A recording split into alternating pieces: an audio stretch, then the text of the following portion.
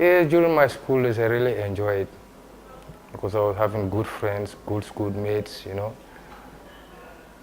It was, yes, a perfect time for me.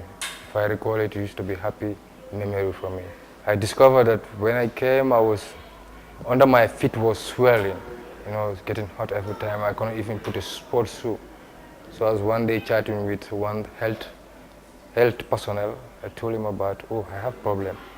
I told him about this problem. He told me, oh, I know a good doctor who's in Brikama, a white lady. So I said, can you make me a contact to that doctor? He said, yes. Then he gave me a small note. I went to the doctor and I met, he was a German doctor. Dr. Snyder was a good lady. You know, I explained my case to her. So he gave me some treatments. When he was giving me treatments, I was hearing, counseling, talking about HIV and AIDS. So I asked him, I said, oh, this HIV and AIDS, you talk about this every time in the radio, you know, killing this is killing this. I think it's boring to people. You know, that's the time he explained, he said this HIV AIDS is a problem and it's a reality. I said, how do you know it's a reality? By looking, you don't know. And how do you know? He told me that you have to do a test over here. And before you know your status, they must have to check your blood, you know. And he talked to me whether I can do that. I said, I'm not sick.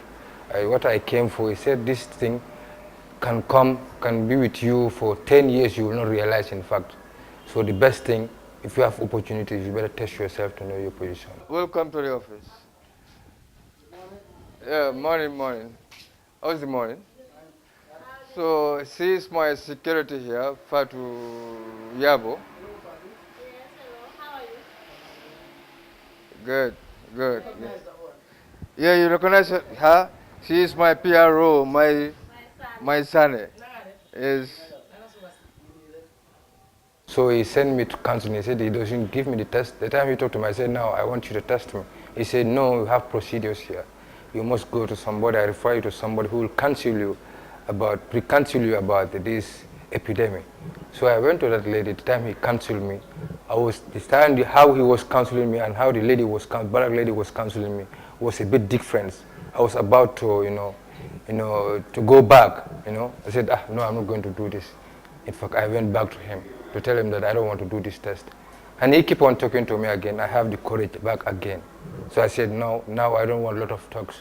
I need you to do this test to me. Because if I'm going up and down, you might lose me or I might lose it. This postcard, we took this when we Action Aid supported us to Uganda. We met several groups, people living with HIV and AIDS, several groups. At least we spent at least 11 days. At least four members of I who went for this study tour. So I went for the test. Time I went for the test, they gave me 1 week after to come for my results. I came 1 week after. They gave me my results, or the first day they gave me my results, I was desperate. I don't know who I am. I was just thinking of, things which were not useful to me by then. So I should go for a test twice again to confirm whether what they see is true or not. So the second time to go for the test was a big problem to me. But I decided, because every time I'm at the hospital, I said, let me do the second test. And the second test, the same thing. They told me the same thing. And the third confirmation test, they told me the same thing. I asked the doctor, why can't you just, eliminate all the people who are having this virus? He said, no, that's not the solution. I said, that's not the solution, but you cannot know by looking, And how I've seen myself, I'm normal, And you told me somebody normal more than me can be affected with this disease. So I said, no, we should try and stop to this thing. So I was confused, just to kill all of us. That's what was coming to my mind, so that the public can be free. When I received my results, I went home just like somebody not even in this world. I was thinking a lot of things. I couldn't even, make, a decision for myself. You know, I was thinking very bad things of myself, blaming myself, thinking where I get it, blaming everybody, but I don't know where I've got it from. You know, so I don't know who to blame. I was just putting the blame on myself. Well, who I talked to first time was one of my best friends. I've called him and tell him my problem for the first day. He told me, no, don't say this to me, and you should not say this to anybody else. You should keep this to yourself. I said, no, but my doctor told me I should tell somebody else about this problem to somebody else. You know? He said, no, that time I didn't have a lot of knowledge on it. I said, oh, and that day shocked me a lot. You know, so I should not say this thing to anybody. I should keep it by myself. And I cannot cope with it like that. That's the Lamin. Sorry, no, Fatu sit down now. Sit down, Clinton. No, this is a counseling room. That's where we counsel people. Yeah, we do counseling here. We counsel our members. We counsel ordinary members. This thing is for our orphans. We brought this for orphans, you know, because our group members used to bring their children here. Whenever they bring it, so that's the thing the children play with. So we have one guy here who is perfect in this. So he used to drum it for the children, and the children like it, you know. Yes, I feel so lonely. I don't like even to talk with people, you know. Every time you see me, I'm indoors. From those, the place I'm comfortable is early morning, I rush to the clinic and go and sit down. Those people knows my status, chatting with them, giving me more courage, you know, counseling me and like. But at home, if I'm coming home, it's just like I'm going to hell. The reaction of my friends were perfect towards me. None of them, you know, rejecting me. Most of them were giving me courage, because what always they tell me, they said, look at yourself, you have good health. You know, you can do anything we can do. You know, just keep your secret with you and go for your medications, and life goes on. We'll give you our support. So I start from the lady. She's my vice president of the group. Jonkon Jaji, he cannot speak English, but he can speak all of like. So from there, this one is Lamin too. He's one of my PROs too, the second PRO. Yes. And we have Mr. So, the great Mr. So. He's the program officer and the financial secretary. He's holding my office for me, really. The people I told myself I was not regret. I didn't regret anything, because themselves, you know, after when I told them, when I went out public, themselves were telling me, oh, you reveal your secret, well, nobody said it, you said it yourself. You know, people say we don't have capacity to do good things for ourselves. And we really believe we have capacity to do something for ourselves and to do something for our nation, our lovely nation. So what I'm advising the people is to help and empower us just a bit. They will see our impact. We are here, everything is stuck, you know. Nobody is paid here. Struggling, we are just struggling for life and catching the society to live. But there's none of us having even a little bit of a salary. Like, you know, we are all voluntary here, you know, doing that for our nation. What I want the government to take that into consideration, because we are here to help the people, and we don't have finance to help the people, you know. And this program have money, finance to help the people. They should help us and see what we can do for the people. And I believe we can do a lot for the people. How I'm seeing myself now as a happy man, because why I am happy about this HIV status, because I know what is HIV. As far as before I know my status at the fourth stage. At the fourth stage, I was panic. But now, the time I know my status, going within it and counsel deeply, I know this is just a sickness. It depends how I should cope with it, and how I should manage it, and how I should follow doctor's advice. So that's where I keep it on. Yeah, that's the backyard.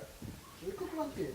Yes, we cook lunch here, because we used to be here we don't have anything to eat, so we flop.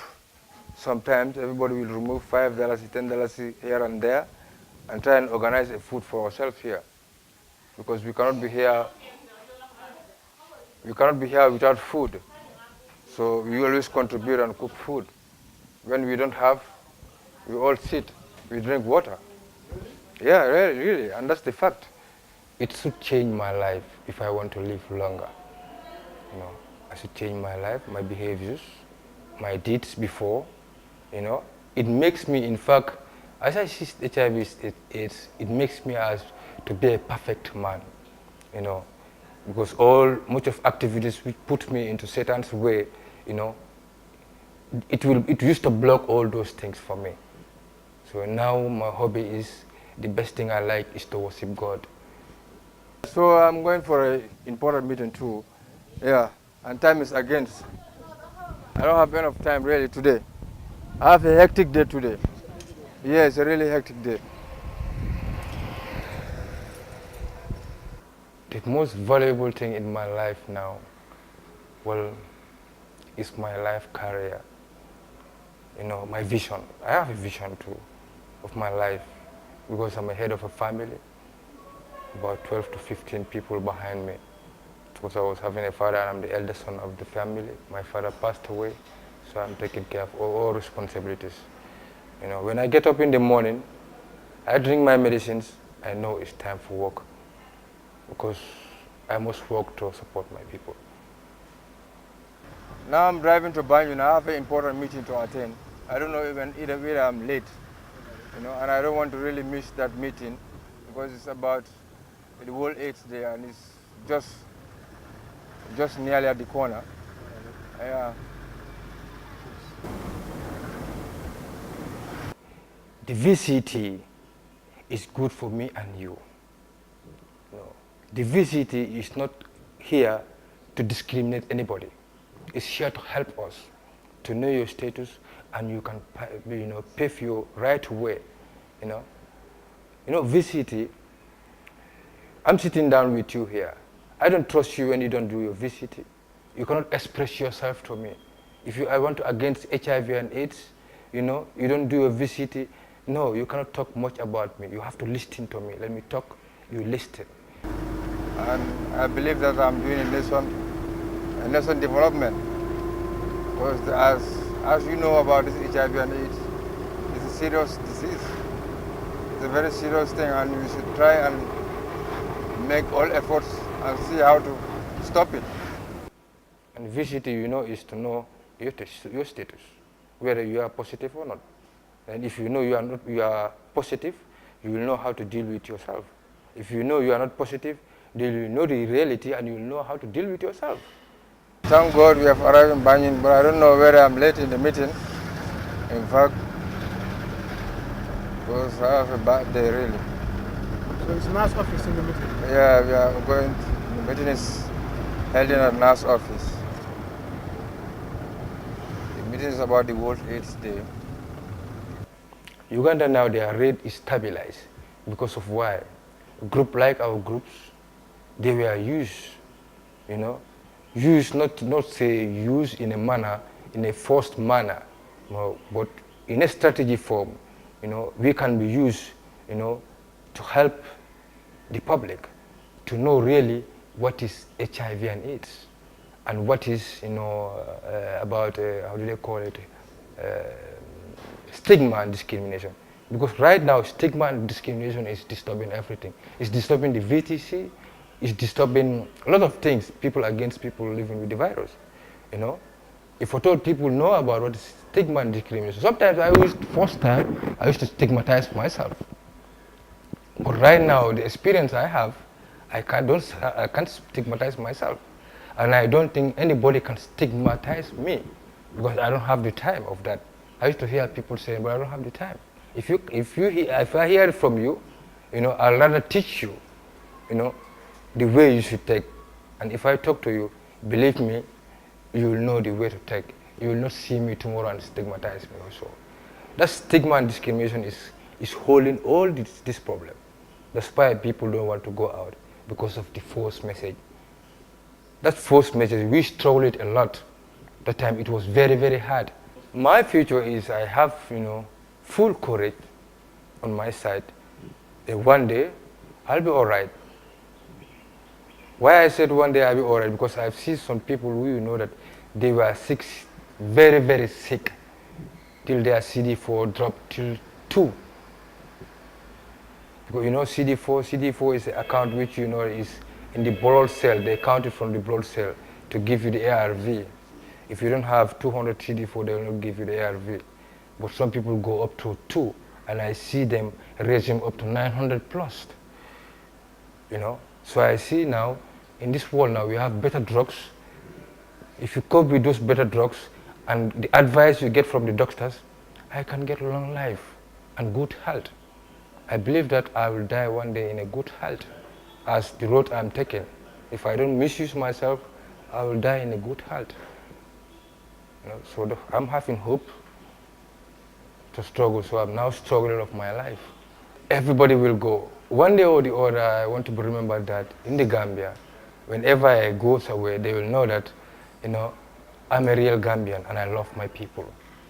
Because it's not easy somebody to have this virus to come public to talk to your people, without no kind of, blessing upon it.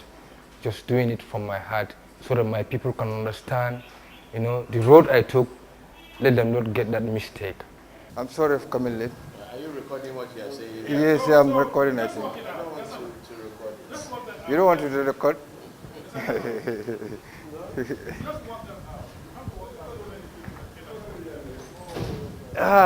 No program. It's just a bit of it. Fun, man. I get one point that I wanted to say about this HIV/AIDS. That's how this HIV is treated in this Gambia. If I said about that, people will say, no, this man is talking about money. No, I'm not talking about money. And nothing can move without money. I just want them to give us opportunity. What I learned from different countries, let's try and establish such a thing here. And we see, because we are taking a lot of options, to fight against this HIV and AIDS, So we believe that we have a bit of experience which we can put into our people. We have our society, and our society is not created just people who live with the virus just to come and pack them together, and tell them, I'm going to give you skills and so that you can take care of yourself. Just imagine, if somebody is sick who's on his bed, if he have a skill, what can that skill benefit him when he's on the bed? It's going to be very hard for that skill to benefit him. When you are up on your leg, your skill can be useful to you.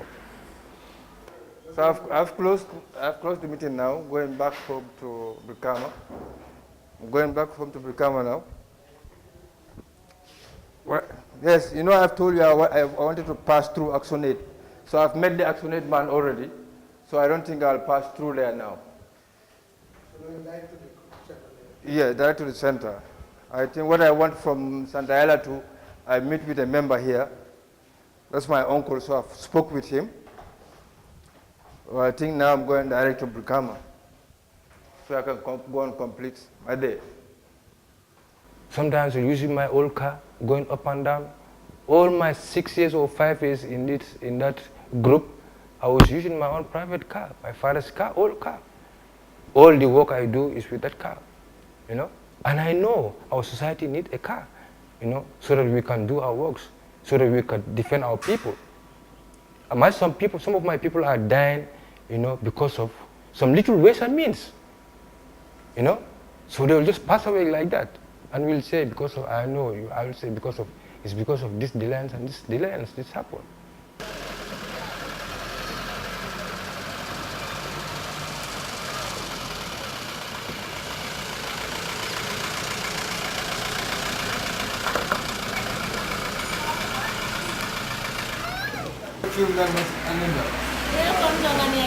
Thank you very much.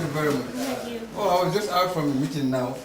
Okay. I think I'll meet some members here so that I can feed them back what I got from the meeting. They have gone. So all I going on. told them to meet you, but they are in haste, that's why. Okay, I know tomorrow morning, then I can feed them up. Alright. Well, my meeting was so fun. Yeah, it's fun. As we were talking about the whole age there. Okay. So at least we set up the programs how we should do the activities. You know, we have a mic pass from a mic pass.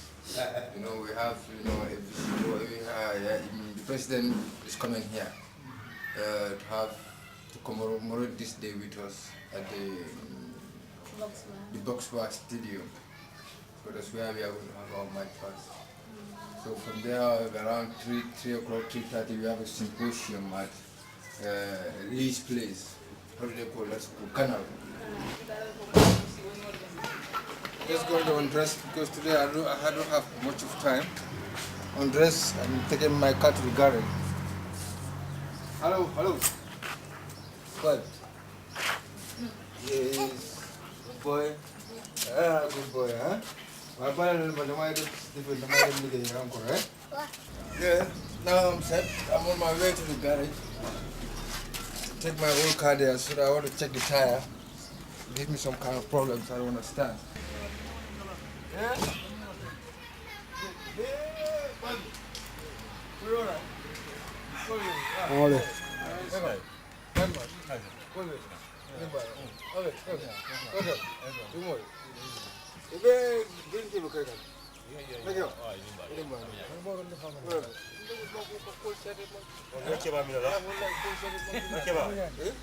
Like me, you have a lot of people with their master's degrees sitting home.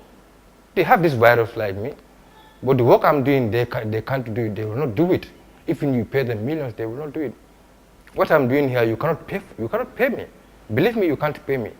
What I'm talking about here, you can't pay me. If I tell you to some, it can buy all this area. But I'm doing it willingly for my people. Or if I'm doing something,